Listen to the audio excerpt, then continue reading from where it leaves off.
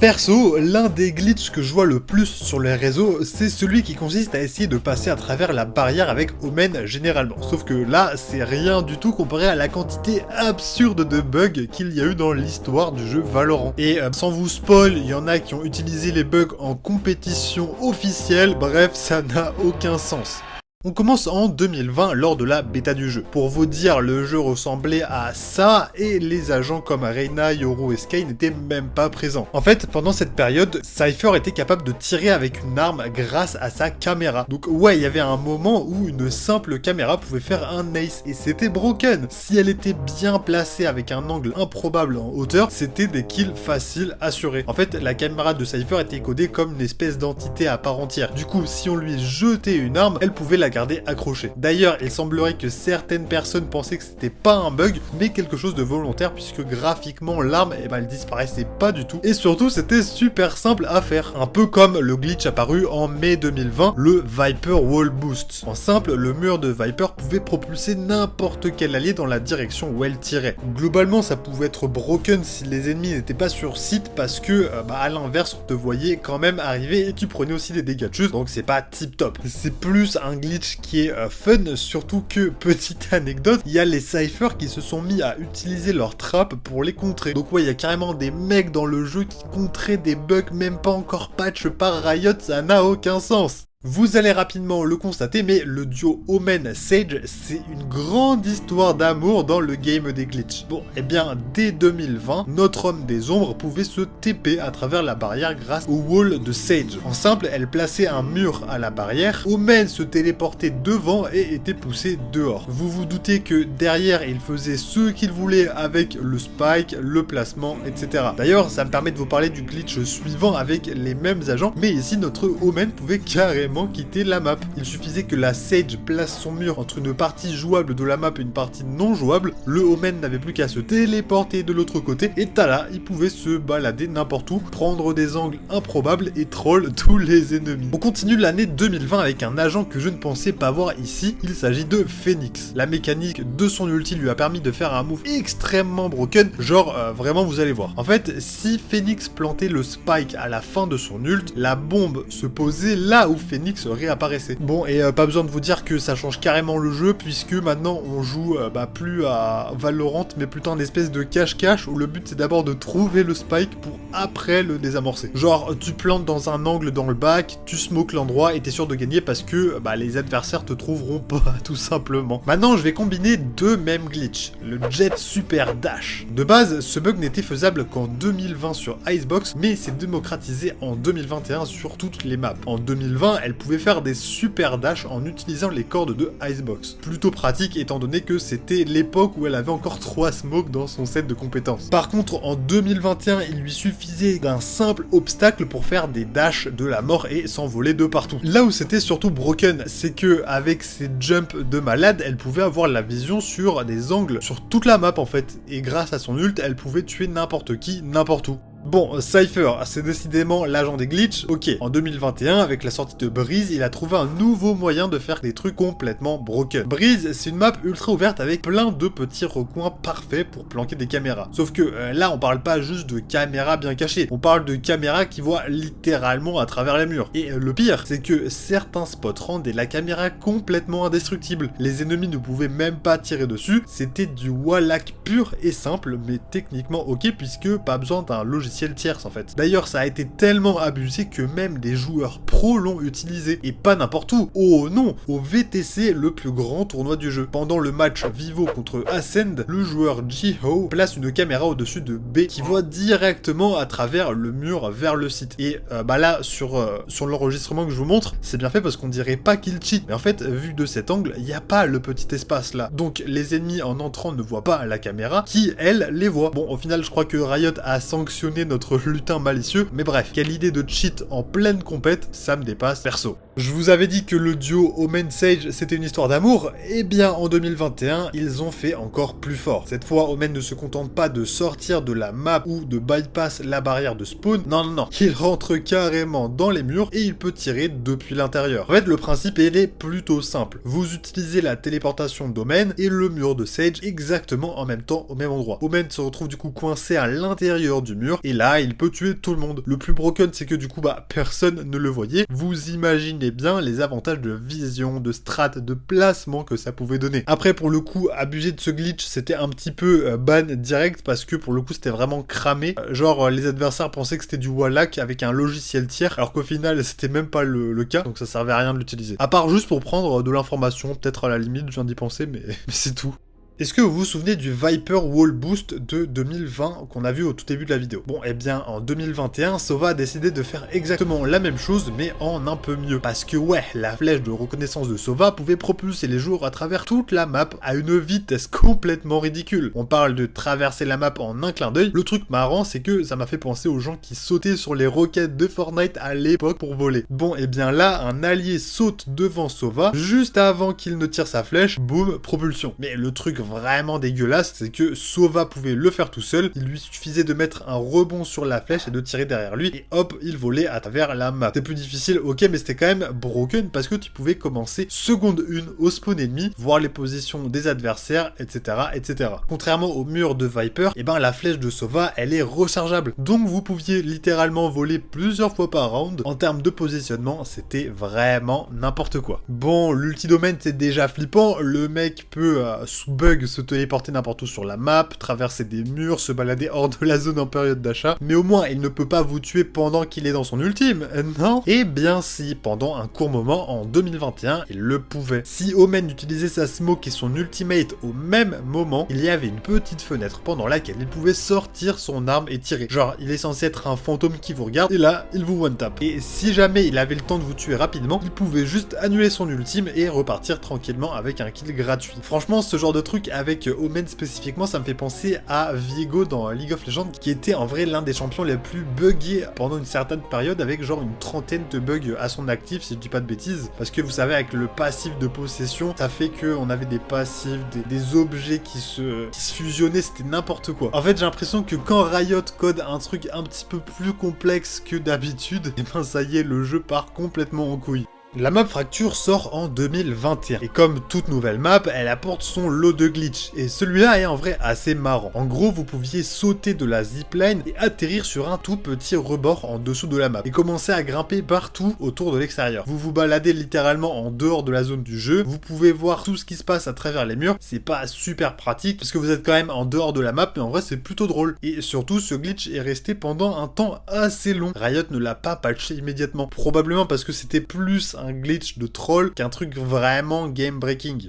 Les portes d'ascendant, c'est un élément de la map qui est plutôt clé. Elles se cassent, elles font du bruit, elles donnent des infos, sauf qu'en 2021, plusieurs agents ont trouvé comment les casser instantanément. Et pas qu'un seul agent, eh ben non, il y avait plusieurs méthodes. Je crois qu'il y en a 3, mais je vais vous en présenter que 2. Par exemple, il y a Killjoy qui pouvait mettre son alarme sous la porte, ou alors il y avait Yoru qui pouvait placer son clone dans le coin de la porte, et boum, la porte explose. Dans ce cas, ça reste quand même situationnel, mais il n'empêche que ça pouvait vraiment faire la diff, parce que ça pouvait surprendre, ça pouvait permettre de clutch, de prendre des fights imprévisibles, etc. Mais bon. Et tant qu'on parle des portes d'ascente, autant enchaîner avec un autre glitch complètement délirant qui concernait aussi Killjoy. Notre sentinelle pouvait littéralement se coincer à l'intérieur de la porte. Oui, à l'intérieur. En fait, la méthode, c'était de placer sa tourelle drone dans le coin extérieur de la porte. Le modèle du personnage se faisait coincer et boum, ça fusionnait. Ok, on arrive maintenant en 2022 et franchement, celui-là, alors c'est un glitch avec Astra, je vous spoil. Et sur internet, j'ai lu que c'était un des glitches les plus broken. Alors moi perso, je le trouve pas forcément broken, donc je vais vous le présenter et vous allez me dire votre avis en commentaire parce que je suis vraiment intéressé. Déjà au début, à sa sortie, quand les gens trouvaient qu'elle était vraiment très forte, Riot a décidé de lui donner un petit cadeau supplémentaire. Comme vous le savez, Astra fonctionne avec des étoiles qu'elle place sur la map. Elle en a une gratuite au début de chaque round, sauf qu'à un moment, elle pouvait placer cette étoile gratuite, la rappeler et ensuite la vendre pour 150 crédits. Un espèce de free money glitch comme dans un GTA. Concrètement, ça voulait dire qu'Astra pouvait acheter un Marshall au round pistolet. Alors imaginez, personne n'a de shield, elle a un Marshall, du coup elle peut éclater tout le monde, c'est comme d'avoir un opérateur, j'avoue c'est un peu broken. Le truc qui est hilarant, c'est que ce bug est arrivé pendant que Riot essayait justement de nerf Astra en faisant passer de 5 à 4 étoiles de départ. Et quelque part dans le code, ils ont accidentellement créé le glitch.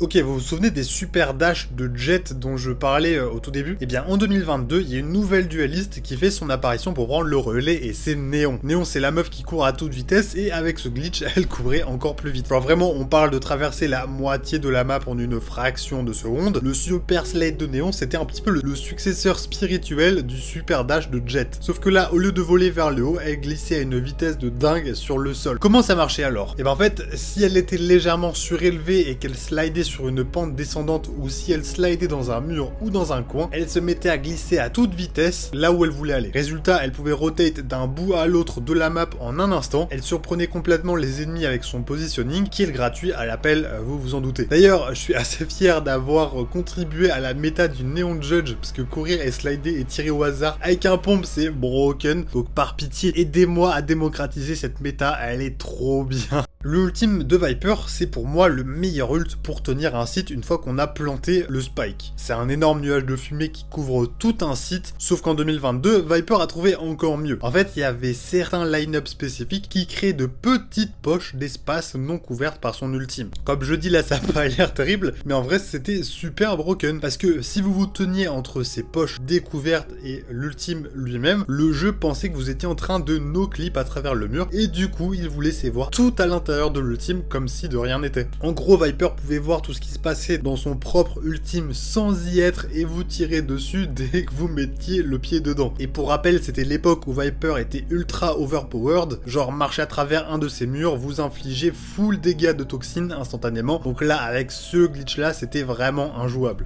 Yoru et son ultime, c'est un peu une histoire compliquée. Le mec devient invisible, il peut se balader partout, mais normalement il ne peut pas tirer. Sauf qu'en 2022, il le pouvait, pendant un court moment. Voilà comment ça marchait. Yoru active son ultime pour devenir invisible, mais si un Kaio ennemi lui balançait sa grenade de suppression là, juste après, ça crée un bug de fou. Normalement, la grenade de Kaio désactive toutes les capacités pendant quelques secondes. Du coup, ça devrait annuler l'ultime de Yoru. Mais là, non, il restait carrément invisible. Et quand l'effet de suppression se terminait, Yoru pouvait ramasser une arme et commencer à tirer tout en restant invisible dans son ultime. Le truc complètement fou, c'est que ce bug est apparu au même moment où Riot essayait de nerf le temps de sortie d'armes de Yoru en fin d'ultime. Résultat, effet inverse, au lieu de prendre plus de temps pour sortir l'arme, il pouvait tirer pendant son ultime. Encore une fois, Riot qui essaye de fixer un truc et qui crée un bug encore plus broken, c'est presque une tradition à ce stade. Fade sort en 2022 et elle apporte avec elle un des glitches les plus drôles et les plus broken de l'année. En gros, elle a une compétence qui permet de choper les ennemis pour les empêcher de bouger. Sauf qu'avec le bon angle, elle pouvait transformer toute l'équipe en sac de joueurs qui sautent. Ouais, les ennemis étaient piégés dans un jump permanent pendant toute la durée de la compétence. En gros, ils sautaient en l'air, ils retombaient, ils ressautaient, ils retombaient, etc. Et ça en boucle. En vrai, les gens se rendent pas compte, mais c'était vraiment game breaking, parce qu'en fait, si tu chopais suffisamment de personnes, t'avais des joueurs qui pouvaient pas bouger, qui pouvaient pas tirer, qui pouvaient vraiment rien faire, juste du trampoline,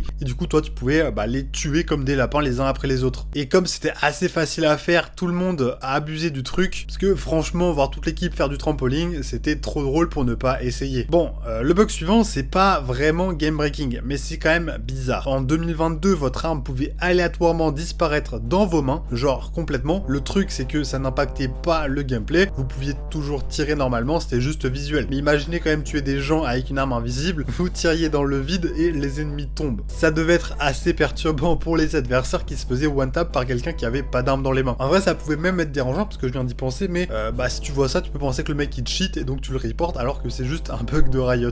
Ok, maintenant parlons de Pearl qui sort en 2022 et d'un créateur de contenu qui trouve un spot complètement broken. Ok, si Sage plaçait son mur correctement sur certains endroits du mid, elle pouvait cacher tout son modèle de personnage dans la végétation qui pousse dans le mur. Oui, donc vous étiez carrément caché dans les fleurs de votre propre mur. L'idée c'était d'attendre que les ennemis passent et ensuite de pique pour prendre les kills. Bon, le problème c'est que le mur de Sage était pas exactement discret, vraiment ça se voit, et puis même au bout d'un moment, le mur se désactivait. Donc ouais, vous pouviez peut-être avoir quelques kills par surprise, mais ça durait jamais très longtemps, surtout que les ennemis finiraient par comprendre où vous étiez. Lotus et ses portes tournantes, ça c'était une source infinie de problèmes. Si vous vous teniez pile sur une des portes avec Jet Woman, encore eux, pendant qu'elle tournait et que le round se terminait pendant que vous étiez dessus, vous pouviez spawn entre les barrières de spawn au round suivant. Ouais, du coup vous spawniez littéralement entre votre barrière et le spawn ennemi. Du coup, les plays que vous pouviez pouviez faire avec ça était complètement insane. Vous arriviez sur le site avant que les ennemis aient même fini d'acheter leurs armes. C'est tellement broken que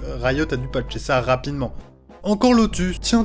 Encore des portes, tiens. Bon, et ben là, Phoenix, il pouvait sult exactement sur la porte, sur le bord où la porte se fermait. Et au lieu de juste réapparaître normalement, il finissait coincé dans le mur de la porte. Une fois dedans, il pouvait tirer librement sur tout le monde qui passait. Encore un glitch où vous pouvez tuer les gens depuis un endroit où vous n'êtes pas censé exister. Les portes de Lotus ont été vraiment une catastrophe niveau bug. Entre les spawns glitchés, Phoenix coincé dans les murs, c'est le festival. Riot a fini par tout patch, mais pendant quelques semaines, Lotus, c'était vraiment le Far West des glitches. Deadlock sort en juin 2023 avec son mur Sonic. Et devinez qui a immédiatement trouvé comment en abuser. Et ouais, c'est Jet encore. En fait, ce qu'elle pouvait faire, c'est qu'elle pouvait sauter directement sur le mur de Deadlock. Et en fait, ce qui se passait, c'est qu'avec ses deux sauts, elle pouvait aller n'importe où, quel que soit l'endroit où du coup Deadlock, elle posait son mur. Les angles que vous pouviez prendre avec cette compo étaient absolument broken. Le truc, c'est que Riot a été extrêmement rapide pour patch ce bug là, genre en quelques jours maximum après la découverte. Parce que bon, Jet qui peut voler partout grâce à Deadlock, ça commence à faire beaucoup, même pour Riot. Mais pendant le court moment où ça a existé, c'était le chaos total. Bon, globalement en fait, les main Jet ils pouvaient se mettre sur des angles de malade pour tuer des gens à des endroits où ils pouvaient même pas les voir. Ok, bon, niveau glitch, on va s'arrêter là pour cette vidéo et pourquoi pas faire une partie 2 sur des bugs qui sont encore plus récents, 2024, 2025 et même pourquoi pas 2026. Dites-moi tout ça dans les commentaires. Et n'hésitez pas aussi à vous abonner, ça me motivera à ce que je fasse plus de vidéos sur cette chaîne. Sur ce, je vous dis à la prochaine, bisous.